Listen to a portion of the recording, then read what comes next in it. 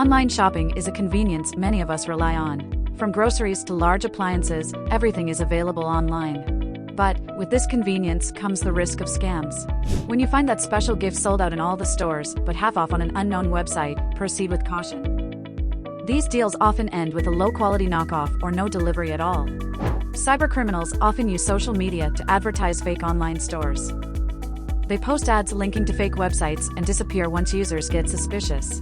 Many scammers post ads on legitimate online retailers' websites, leading users to their fake sites. Let's look at how to spot these scams. To stay safe, always research the company before making a purchase. Access the site directly, rather than through an ad link. Ensure the website is secure.